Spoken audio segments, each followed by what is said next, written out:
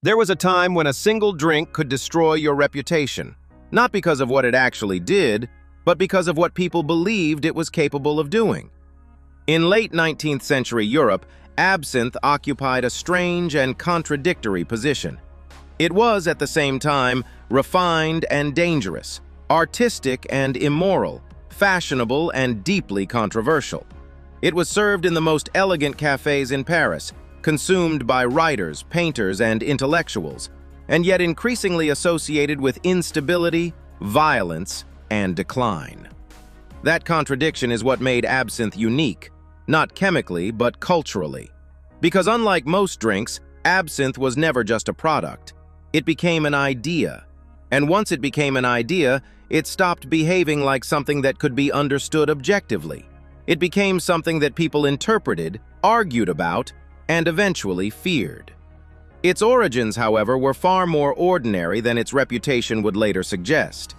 In the late 18th century, in the Swiss region of Val de Travers, a number of herbal remedies were being developed using local plants. Among them was wormwood, a plant known for its bitterness and long history in medicinal use. When combined with anise, fennel, and high-proof alcohol, it produced a distilled spirit that was both potent and distinctive. Early versions of absinthe were marketed not as recreational drinks, but as tonics, treatments for digestive issues, fevers, and general fatigue. What distinguished absinthe from other herbal preparations was not only its composition, but its consistency. It could be produced, stored, transported, and replicated with relative stability. This made it suitable not just for local use, but for expansion. By the early 19th century, commercial production had begun, and absinthe started to move beyond its original context. Its introduction into France marked the beginning of its transformation. French soldiers stationed in North Africa were reportedly given absinthe as a preventive measure against disease, particularly due to its alcohol content and perceived medicinal properties. When they returned home, they brought the habit with them. This contributed to its spread, but the real acceleration occurred when absinthe entered urban culture, particularly in Paris. Paris at that time was undergoing significant social and cultural change. Industrialization was altering patterns of work and leisure, while artistic movements were redefining how reality itself was represented. Impressionism, symbolism, and other emerging styles were challenging traditional perspectives, emphasizing perception, subjectivity, and emotional experience. In this environment, absinthe found a natural place. The ritual associated with absinthe consumption played a critical role in its appeal. Unlike wine or beer, which could be consumed quickly and without ceremony, absinthe required preparation. The use of a perforated spoon, the placement of a sugar cube, and the slow addition of water created a deliberate, almost meditative process. This ritual slowed consumption, drew attention to the act itself, and introduced a visual transformation known as the louche, the moment when the clear green liquid became cloudy as essential oils emulsified in water. This transformation was not only chemical, but symbolic. It reinforced the idea that absinthe was something more than an ordinary drink, something that changed form, that revealed hidden qualities when treated in a particular way. For artists and intellectuals, this aligned closely with broader cultural themes, the idea that reality itself could shift depending on perspective. Over time, absinthe became closely associated with artistic identity. It appeared in paintings, literature, and personal accounts, not always as a direct influence, but as a recurring presence. Figures such as Van Gogh, Toulouse-Lautrec, and others were linked to its consumption, and this association contributed to its mythology. Importantly, this connection was often exaggerated or misinterpreted. While these individuals did consume absinthe, it was rarely the sole or even primary factor in their behavior or work. However, the narrative that absinthe fueled creativity proved compelling, and it spread. As its popularity increased, so did its accessibility. By the mid to late 19th century, absinthe was no longer confined to artistic circles. It was consumed across a wide range of social classes, often in significant quantities. This shift had important consequences. What had once been a relatively controlled, ritualized experience became, in many cases, habitual and excessive. This broader consumption coincided with growing concern among medical professionals. Reports began to emerge describing a condition referred to as absinthism, characterized by symptoms such as hallucinations, seizures, and mental instability. These descriptions were based on observation, but they often failed to account for other variables, particularly the overall level of alcohol consumption and the presence of adulterated or low-quality products. At the time, absinthe production was not always strictly regulated. Some lower-quality versions contained additional substances, including industrial alcohol or other toxic additives, which could produce harmful effects. These cases were often generalized, reinforcing the perception that absinthe itself was inherently dangerous. The focus on wormwood and thujone further amplified these concerns. Thujone was identified as a potentially active compound, and early research suggested it might have neurological effects. However, these conclusions were based on limited data and often involved concentrations far higher than those present in typical absinthe. Despite this, the idea that absinthe contained a unique, mind-altering substance became widely accepted. Media played a significant role in shaping public perception. Newspapers published stories linking absinthe to violent crimes, mental illness, and social decline. These accounts were often simplified and sensationalized, emphasizing the presence of absinthe while ignoring other contributing factors. Over time, this created a feedback loop in which each new incident reinforced the existing narrative. One of the most frequently cited cases involved a man who committed a violent act after consuming multiple alcoholic beverages, including absinthe. Although the majority of his alcohol intake came from wine and other sources, the presence of absinthe was highlighted, and the event became emblematic of its supposed dangers.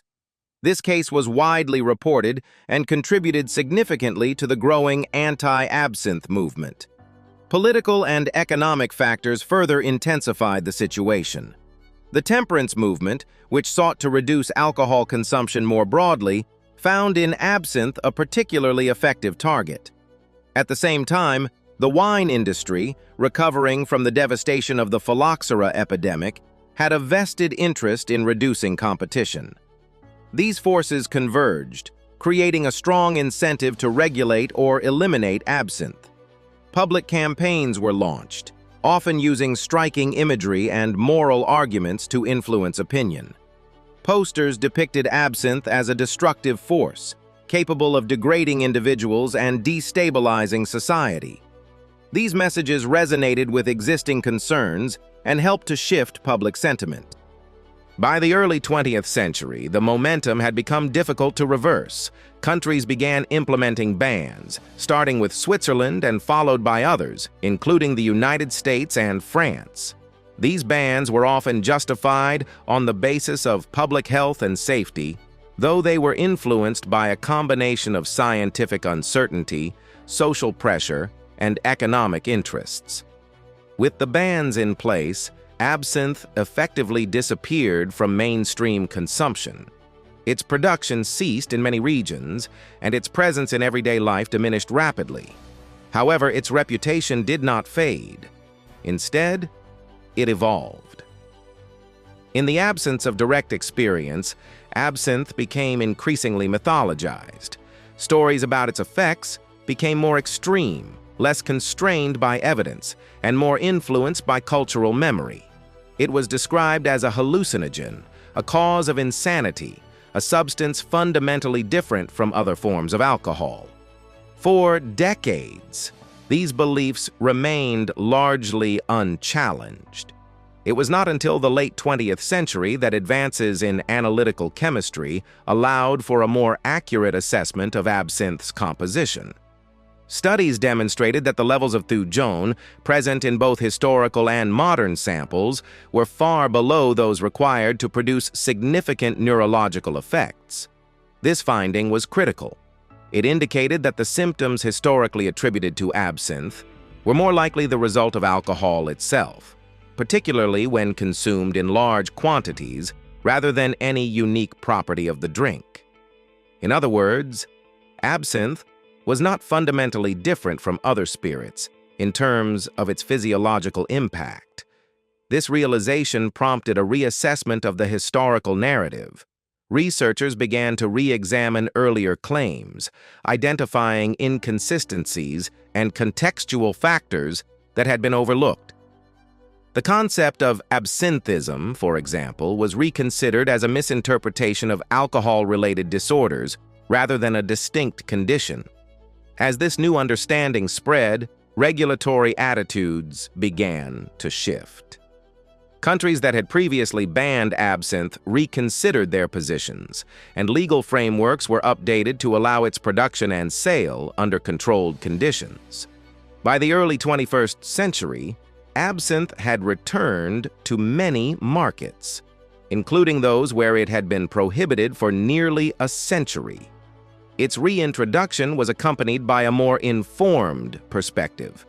Producers emphasized historical accuracy, quality control, and transparency. Consumers approached it with curiosity rather than fear, often drawn by its history as much as by its flavor. Today, absinthe occupies a unique position. It is no longer widely feared, nor is it universally celebrated. Instead, it is understood as a product with a complex history, shaped as much by perception as by reality. Its ritual remains intact, serving as a link to its past, but its meaning has evolved. Ultimately, the story of absinthe illustrates a broader pattern. It demonstrates how easily a narrative can emerge from incomplete information, how that narrative can be reinforced through repetition, and how it can persist even in the absence of supporting evidence. It also highlights the role of cultural context in shaping how substances are perceived and regulated.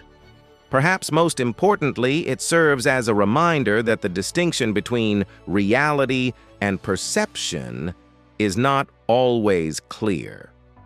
What people believe can influence how they behave, how they interpret events, and how they make decisions on both individual and societal levels. In that sense, absinthe is not just a historical curiosity. It is an example of how ideas evolve, how they spread, and how they can ultimately define the way something is understood. And in the end, that may be its most enduring legacy, not as a drink that altered the mind, but as a story that revealed how the mind works.